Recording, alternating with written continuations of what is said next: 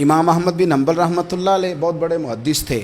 ایک بزرگ تھے شاہ بقی الدین ابن مخلد.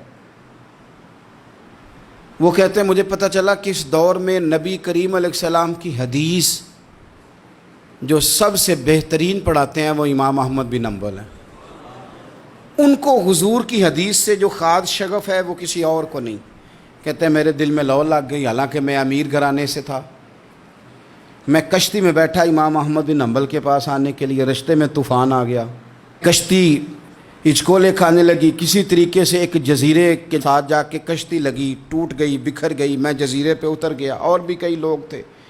ایک مہینہ وہاں رہنا پڑا. بارشیں ختم ہوئی، موسم ٹھیک ہوا تو ایک کشتی دکھائی دی آتی ہوئی. فرماتے ہیں کہ وہ اس کشتی میں بیٹھا، دوبارہ بغداد کیا. مجھے سفر طے کرتے 2.5 مہینے گزر گئے. وہ جزیرے پہ مہینہ پتے کھا کے بھی گزارا کرنا پڑا. نکلا تھا علم حاصل کرنے. جب بغداد شریف پہنچا، لوگوں سے پوچھا امام احمد بن حنبل کا مدرسہ کہاں ہے؟ انہوں نے کہا وہ مدرسہ تو بند ہو گیا ہے، وقت کا بادشاہ مخالف ہو گیا، مسجد مدرسہ سیل کر دیا. امام صاحب کہاں ہیں؟ کہا گھر کے اندر قید ہیں.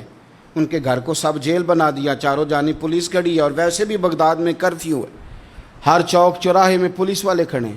شاہ بقی الدین کہتے ہیں اتنا کچھ سننے کے باوجود بھی میرا جذبہ ٹھنڈا نہیں ہوا.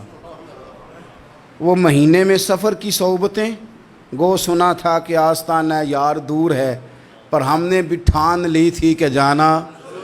گو سنا تھا کہ آستانہ یار دور ہے، پر ہم نے یہ ٹھان لی تھی کہ جانا ضرور ہے. کہتے ہیں پہنچ گئے. اب پتہ چلا کہ کرفیو ہے، سڑکوں پہ پولیس کھڑی ہے، گلیوں میں چوکوں چوراہوں میں پہرے ہیں. امام صاحب تک تو جا کوئی نہیں سکتا. کہتے ہیں میں نے ایک شخص کی منت کی، میں نے کہا کسی طریقے گاڑی بتا. کہنے لگا میں اشارہ بھی نہیں کر سکتا، سخت حالات ہیں. وہ کوئی طریقہ. میں نے جب زیادہ تڑپ کے کہا تو وہ شخص کہنے لگا میں ان کے گھر کے قریب تجھے لے جاؤں گا اور گزرتے وقت صرف آنکھ کا اشارہ کروں گا. کہتے ہیں میں نے کہا یہ بھی ٹھیک ہے. ان کے گھر کے تیری تلاش میں پھرے نا ہم جنگل پہاڑ اور دشت میں. ان کے دروازے کے قریب اس نے اشارہ کیا.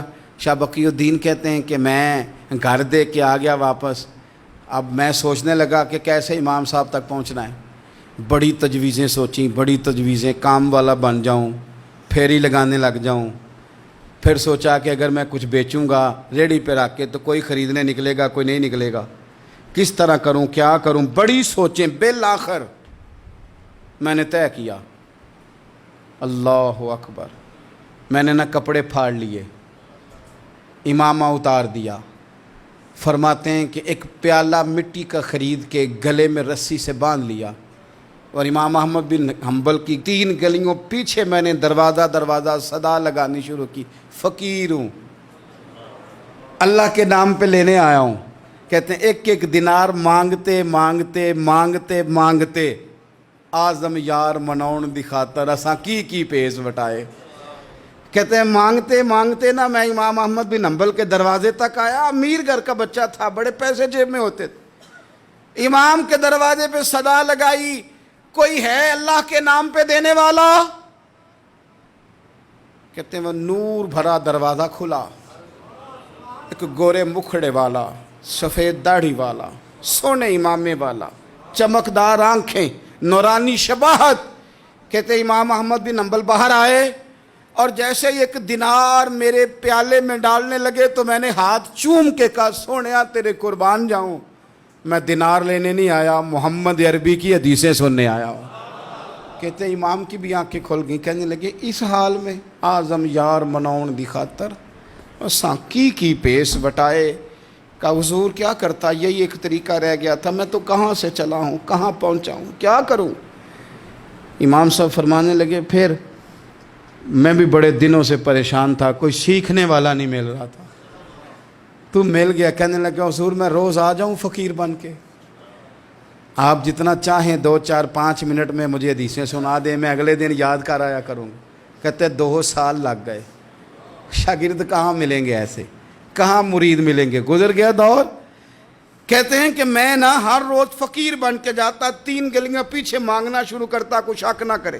2 سال دروازے پہ جاتا، آگے پیالہ کرتا، امام 1 دینار ڈالتے اور مصطفیٰ کی حدیثیں سناتے. کہتے ہیں حالات بدل گئے. 2 سال کے بعد حکومت بدل گئی، امام کا مدرسہ بحال ہو گیا، رش ہو گیا. بادشاہ بڑا عقیدت مند تھا، جو نیا آیا اس نے بڑا کر کے ادارہ بنا کے دیا. جس دن میں گیا تو رش لگا ہوا تھا. کہتے ہیں حالات بدلے تو ہم نے بھی کپڑے بدلے، ہم نے بھی دوبارہ سے دستار باندھی. اور کہتے ہیں بڑے لوگ بیٹھے ہوئے تھے، میں جب داخل ہوا نا تو امام اٹھ کے کھڑے ہوئے. آپ فرمانے لگے پتر ادھر آ، تو آگے آ کے بیٹھ. لوگ دین سیکھنے آتے ہیں، تو فقیر بن کے مانگنے آیا تھا. اور میں بھی باقیوں کو پڑھایا کرتا تھا، تجھے میں دیا کرتا تھا. اور اب باقی پڑھا کریں گے، تجھے دیا جائے گا. اور آج تجھے سینے سے نکال کے دیا کروں گا. زمانے بدل گئے، حالات بدل گئے. وہ شخص چلا گیا، کون حکمران تھا کون نہیں تھا، لیکن استاد شاگرد کے ادب کی داستان قیامت تک باقی رہے گی.